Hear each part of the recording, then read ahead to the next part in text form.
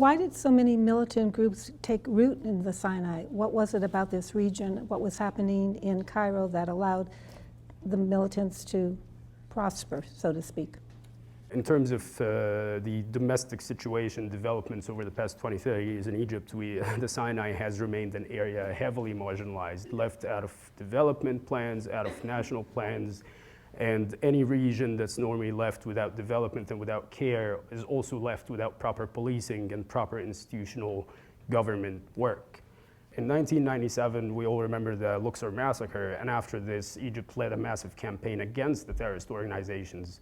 A lot of them fled to the Sinai because the Sinai was simply marginalized. It was a desert, left unpoliced, untaken care of, and open to radical ideologies to spread, open to terrorism networks to start operating and re-recruiting and rebuilding themselves.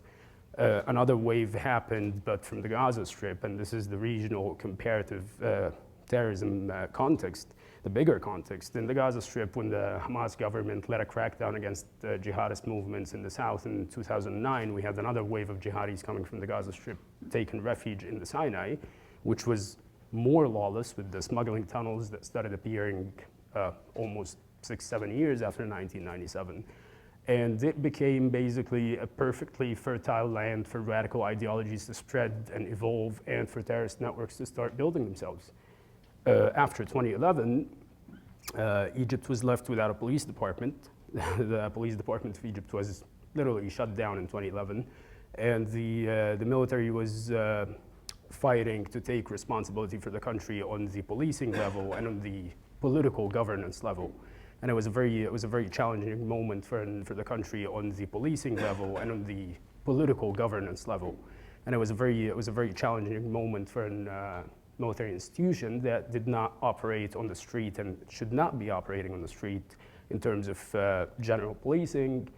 So in comparison to mainland Egypt, the Sinai, given its lawless nature and its undeveloped nature, its forgotten nature, became again more of a fertile ground for a terrorist organization to form itself and to build its hierarchy and its ranks and recruit elements and take advantage of the arms trafficking. And it continued evolving until we saw the most recent umbrella terrorist group named Wilayat Sinai, Ansar Bait al-Maqdis. I would rather call them a group of bloody killers.